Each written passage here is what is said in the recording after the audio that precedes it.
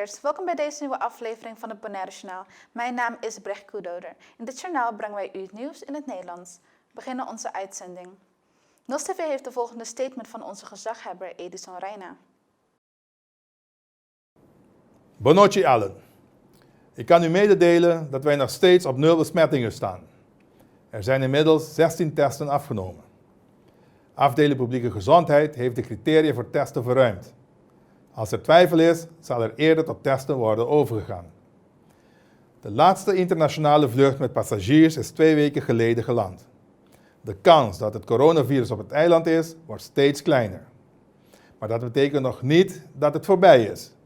Er zal een moment komen dat de eerste besmetting zich voordoet. Wetenschappers weten ongeveer hoe een virusepidemie verloopt. Maar het coronavirus is nieuw en tart al deze regels. Met dat gegeven in uw achterhoofd wil ik u vragen mijn volgende woorden te wegen. Op advies van het landelijk beleidsteam heb ik tijdig ingegrepen en preventief gehandeld. Het luchtruim gesloten, scholen gesloten, de hygiënemaatregelen en social distancing geïntroduceerd. Screening met quarantaine werd toegepast bij binnenkomst van alle passagiers. Al deze maatregelen zijn genomen om ons wat extra tijd te geven. Tijd om de capaciteit van de zorg te vergroten. Tijd om een luchtwegenspreekuur in te gaan richten. Maar ook tijd om ervoor te zorgen dat de ingezetenen op een verantwoorde en veilige manier kunnen worden gerepatrieerd. Wij begrijpen dat het onprettig is om ver weg van familie en vertrouwde omgeving te zijn. Tegen u wil ik zeggen dat er met man en macht wordt gewerkt om u op een verantwoorde en veilige wijze naar Bonaire terug te laten komen. Onze economie komt grotendeels tot stilstand. Mensen verliezen hun baan en daarmee ook hun inkomen. Ook op dit vlak wordt er goed samengewerkt met de Rijksoverheid in Den Haag om de gevolgen zo klein mogelijk te houden. In dit alles speelt u als burger een belangrijke rol.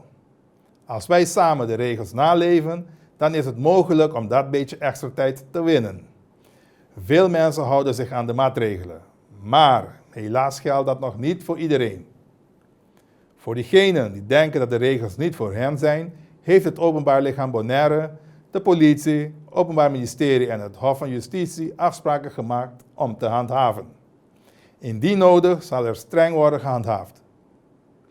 Ik begrijp dat het niet leuk is om in uw vrijheid te worden beperkt. U moet ineens afstand houden van elkaar bij uw vertrouwde snack.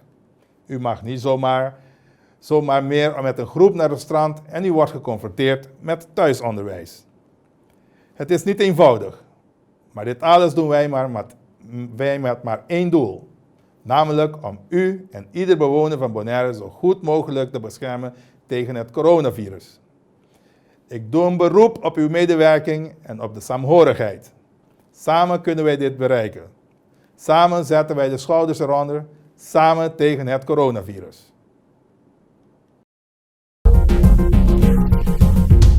Nida Den Heijer tijdens een live persbijeenkomst voorbrengt de uitgebreide behoeftesvoorzieningen en de kinderopvangmaatregelingen.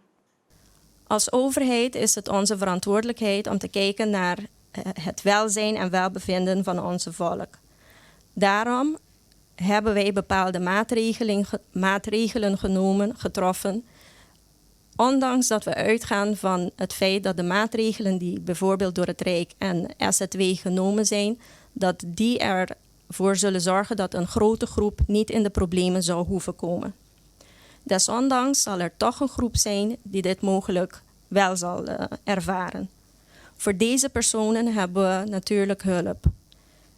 Deze personen kunnen gebruik maken van de telefoonlijn bij het callcenter en het nummer is 0800 1351. Maar ze kunnen ook een e-mail sturen naar udami@bonairegov.com. Udami met een Griekse ei.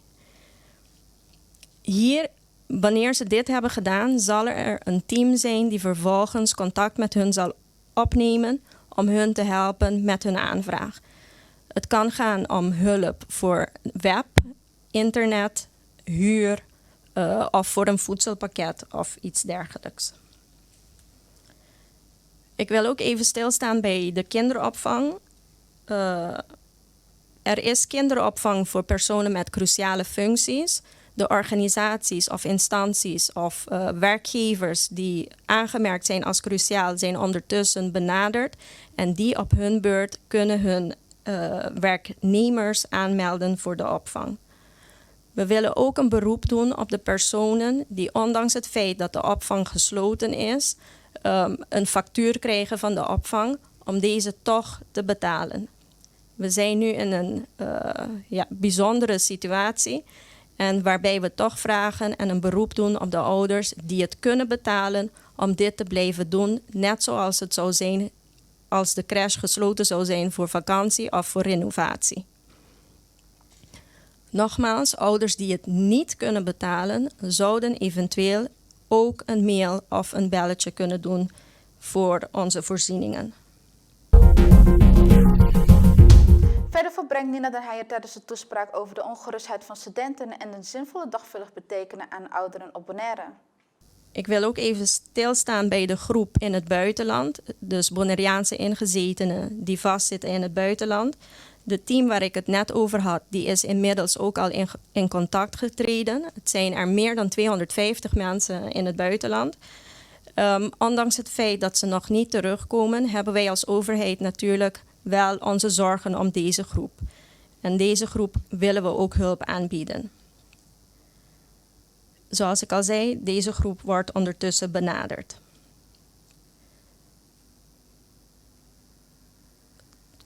Ik wil ook even het punt van de studenten tippen.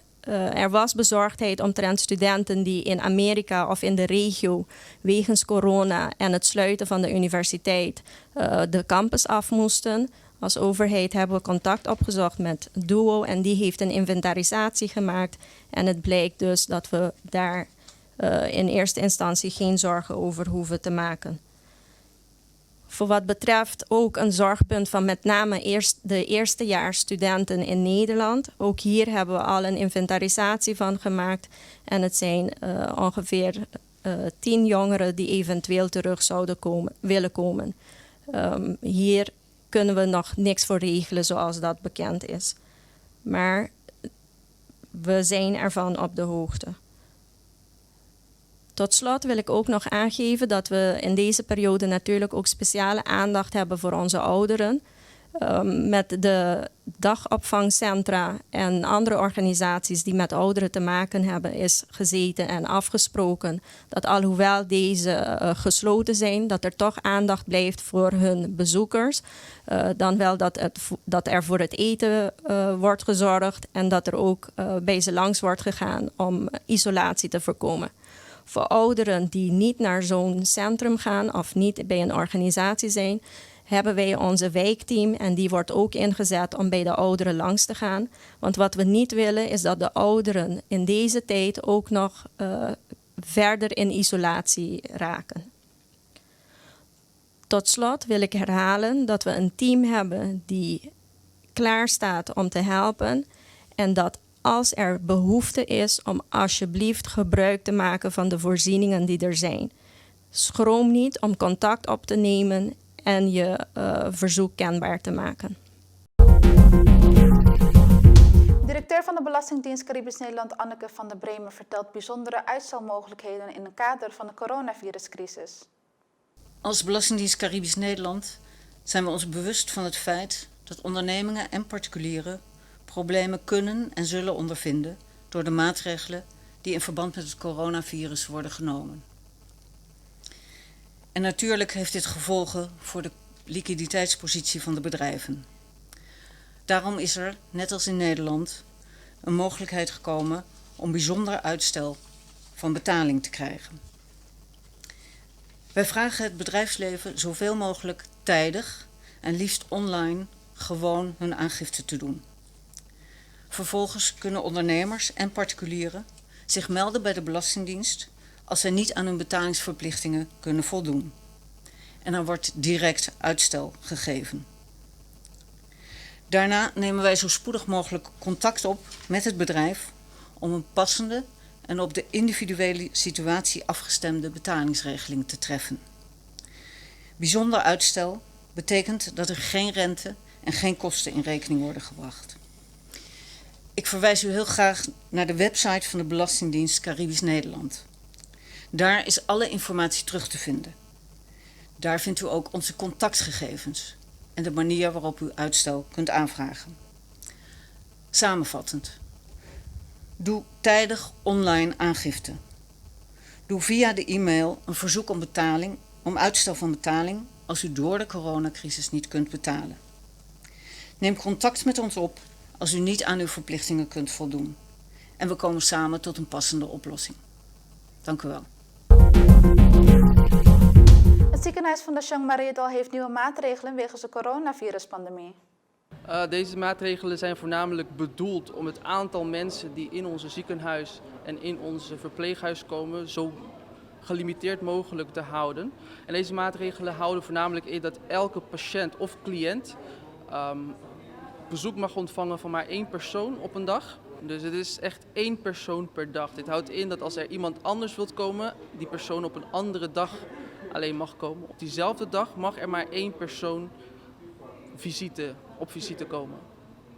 En verder moet elke bezoeker zich melden bij de balie, waar die enkele vragen gesteld kan worden. En op basis van deze vragen kunnen wij hem of haar de toegang tot onze ziekenhuis of verpleeghuis ontzeggen. Ja, dus in principe zijn dit de reguliere aanwijzingen. Ik denk dat het algemeen bekend is dat het heel goed is om je handen goed te wassen, je handen te desinfecteren en natuurlijk te niezen in je elleboog. Dat is denk ik een van de belangrijkste voorzorgsmaatregelen die je kan nemen. Ik denk dat het een boodschap is voor de hele Bonaireaanse bevolking, want alleen samen met hun kunnen wij deze ziekte aan. En de boodschap is vooral ook van, als je ziek bent, blijf dan thuis en bel dan je huisarts. En kom dan niet gelijk naar het ziekenhuis. Ja, dus we proberen met de nieuwe maatregelen zoveel mogelijk die mensen buiten te houden. Maar onze oproep naar die mensen toe is wel van, kom niet dan op visite, blijf dan thuis. En nogmaals, bel je huisarts. Wij gaan in de reclame en zijn zo bij u terug.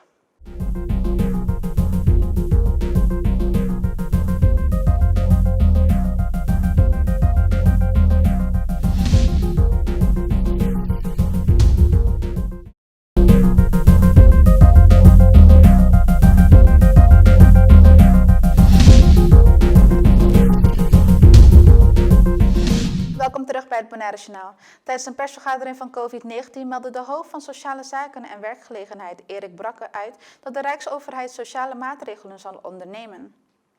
Vanaf het allereerste moment dat er sprake was in Den Haag van een noodpakket baan en economie, is er oog geweest voor Caribisch Nederland. Afgesproken is dat het doel van het noodpakket dat voor Europees Nederland geldt, ook voor Caribisch Nederland het uitgangspunt is. En in nauw overleg met de lokale unit SZW is bekeken welke aanpassingen er nodig zijn om het op onze eilanden goed te laten werken. Soms zijn aanpassingen van de Nederlandse regelgeving nodig omdat onze regelgeving verschilt, maar andere verschillen zijn nodig om de regeling hier goed te kunnen uitvoeren. Bij het UWV Nederland werken bijvoorbeeld ruim 19.000 mensen en bij onze unit 40. Ook onze ICT-mogelijkheden zijn beperkter.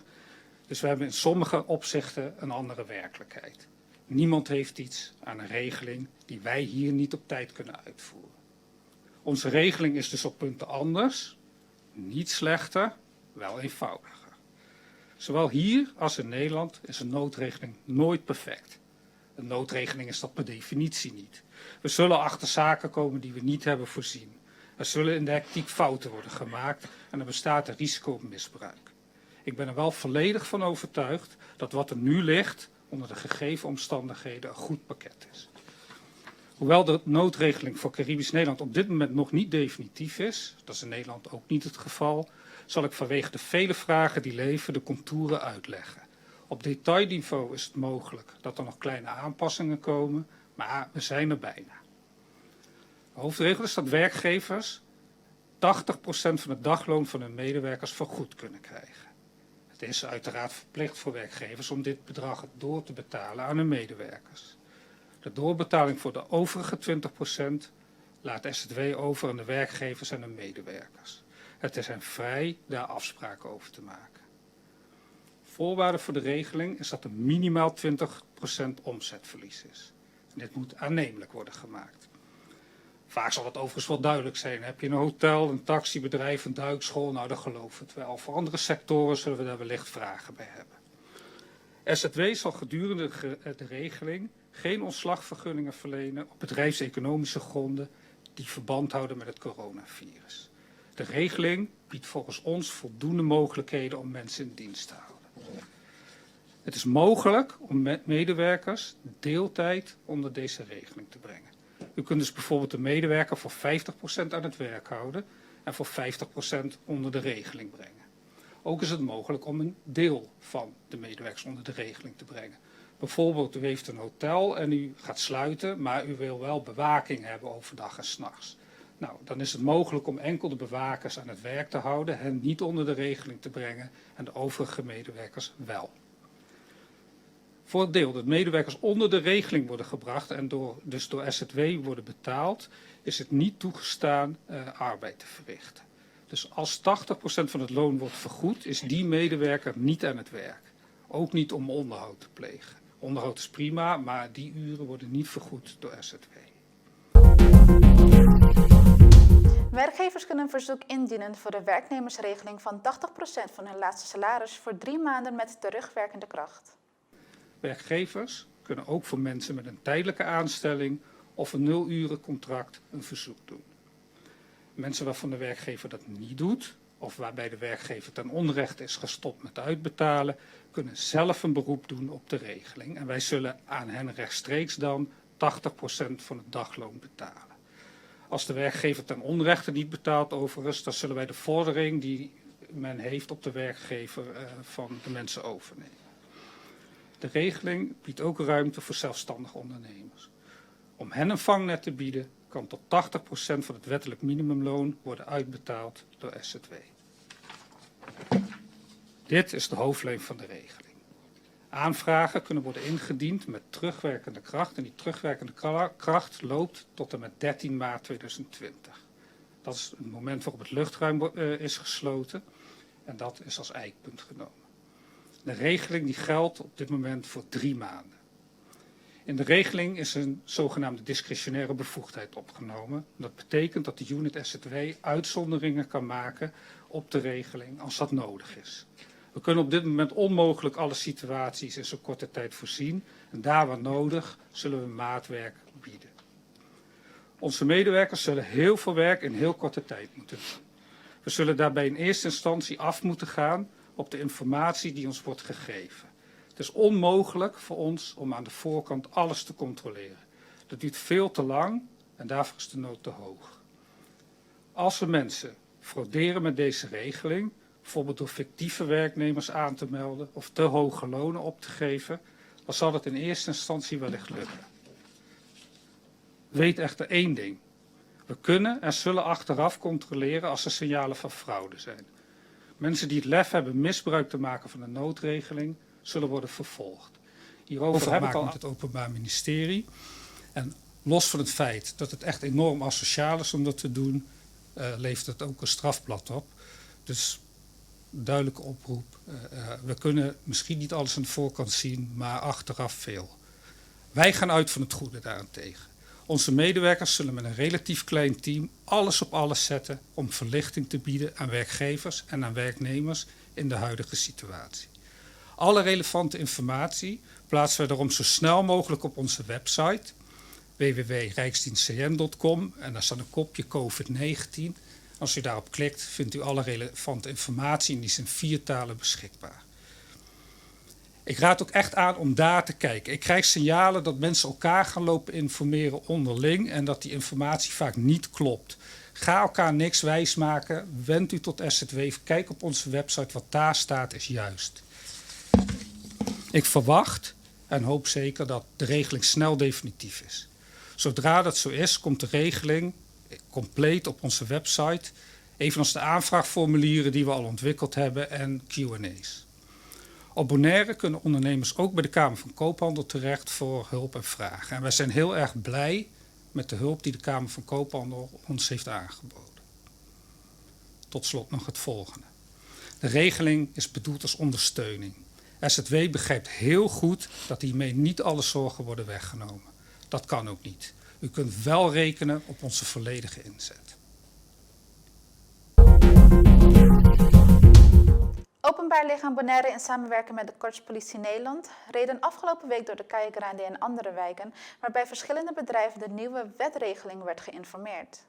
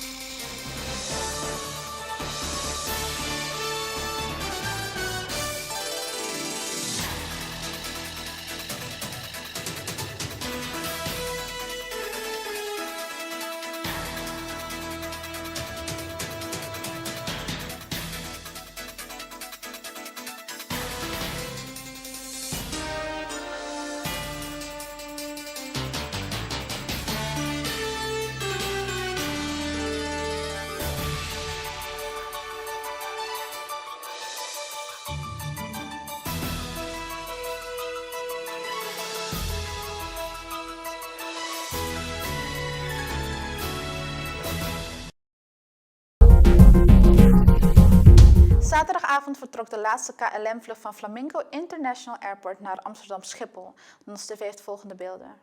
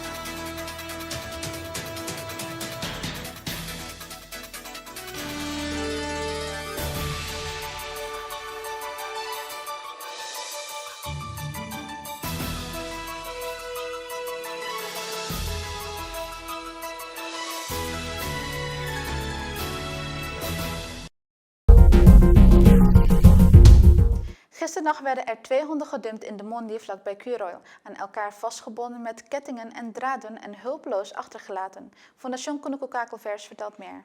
Er worden op dit moment vele honden gevonden die op een rare manier gedumpt worden. Vastgemaakt aan een kleine ketting, aan bomen, zonder water, zonder drinken. Het is op dit moment erger dan normaal. Wij denken dat dat komt onder andere door coronavirus, omdat mensen dan minder geld hebben te besteden. Ik vind ook, ja, ik kan het niet goedkeuren. Ik begrijp wel, als je geen geld hebt, wordt het moeilijk om honden of dieren te voeden. Maar wij hebben, wat we altijd zeggen, bel, we kunnen helpen. Wij of de andere organisaties die hier zijn altijd bereid om te helpen. Dumpen is achterlaten in de Mondi. Vastbinden ergens aan een boom en dan weggaan. We hebben ook situaties, nu is er een verhaaltje op Facebook dat er is één hond loops waarbij 4 reuien en er wordt niet naar omgekeken. Honden zijn daar gebracht, ja, we komen hier later ook wonen. Maar hoeveel later dan? En waarom is die loopse hond aan de ketting buiten met al die reuien eromheen? Die hond wordt verkracht door iedere reu die langskomt. Dat is zielig. Dat is echt zielig. We hebben een melding gemaakt bij de politie. hebben vanmiddag om 1:30 een afspraak, gaan we de hond ophalen. Want we weten niet wie daar komt wonen. We weten niet van wie de honden zijn. De buren zeggen alleen, er zijn hier nu 5 honden, waarvan 1 loops en die is aan de ketting. En het jankt de hele nacht en dat kan gewoon niet. Dat is gewoon zielig. Dat is zielig, ja, Ze dat wordt, is ze echt wordt zielig. keer op keer verkracht. Ja, dat is gewoon zielig. Gisteren hebben we ook een hond binnengehaald die gedumpt was. En helaas is die ook ernstig ziek, die heeft epilepsie. Waarom dumpen? Ik begrijp dat niet. Dat is echt, dat kan je niet maken. Zeker niet als een hond ook ziek is. Ophalen doen we niet gelijk. We gaan wel kijken. We gaan advies geven en we gaan in overleg als het moet met de dierenarts om te kijken wat we kunnen doen. En is de situatie zo dat er niet voor gezorgd kan worden, dan nemen we ze mee. We zitten natuurlijk ook wel met een aantal plaatsen waar we hebben. We werken gelukkig goed samen met andere organisaties zoals de Animal Shelter. Nu op dit moment de 2 honden die we vanmorgen weggehaald hebben, hebben we even geen plaats voor. Maar we zijn aan het reorganiseren. Totdat wij weer plaats gemaakt hebben, blijven ze even bij de shelter. Maar zo gauw de plaats is en dan waarschijnlijk morgen of eind van de middag gaan we ze ophalen en dan komen ze gewoon bij ons. Er is nu een pandemie, een crisis met het coronavirus. Hebben jullie gesprek gehad met iemand van de overheid? Nee. Dat zouden we wel graag willen, maar we worden niet uitgenodigd of op de hoogte gehouden. We staan er open voor, het mag altijd. We willen altijd met alles en iedereen samenwerken om het voor de dieren beter te maken. En dat is niet alleen hondjes en katjes, dat zijn ook geiten, ezels, alle dieren die op het eiland leven. In een speciale coronahelp Bonaire Facebookgroep met meer dan 3000 leden plaatsen mensen naast video's en updates over de laatste ontwikkelingen ook berichten waarin ze anderen om hulp vragen of die juist aanbieden. Caribisch Netwerk. Kruiswoordpuzzels, rekensommetjes en 3 keer per dag een maaltijd. Het is de routine zoals de ouderen dat bij Kokari gewend zijn, maar vanwege de coronasituatie gebeurt dat nu vanuit huis. De stichting voelde zich vorige week genoodzaakt haar deuren te sluiten en sindsdien rijden ze dagelijks in teams langs alle 65 ouderen. Dat doen ze in een auto die Best Car Rental voor ze beschikbaar heeft gesteld. Een stuk fijner dan de grote bus waar ze dat eerst mee deden. Maar normaal als we met de bus gaan, dan gaat die zuster ook mee. We moeten op die zuster wachten wat ze moet doen. En gaat die andere jongens en meisjes eten weggeven. Nu wordt het echt sneller, dan komen we klaar. Maar normaal met de bus duurt het ietsje langer. Het werkt, maar het is voor de medewerkers en de ouderen die vaak toch alleen wonen ook een lastige situatie. 1 voor 1 heb je niet genoeg tijd, ook niet zo. Het is gewoon maar een beetje groeten en ja, hoe gaat het thuis? Gaat het goed? En je krijgt altijd dezelfde antwoord. Wanneer zijn we open? Wanneer kunnen we terug?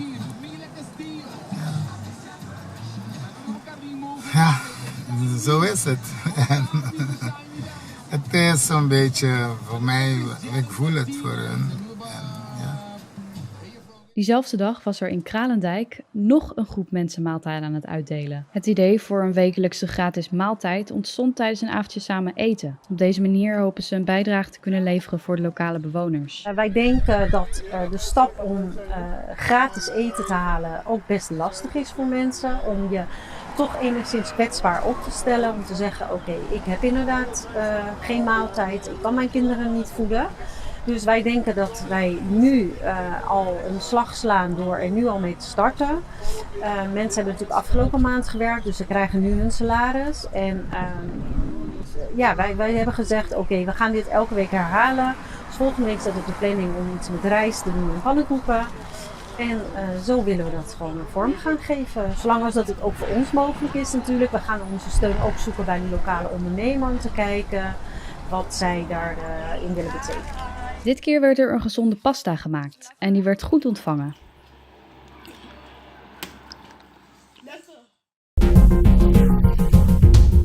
U kijkt naar het Bonaire Journaal van deze week. Mijn naam is Brecht Koedoder. Ik wens u nog een hele fijne avond en graag tot de volgende keer.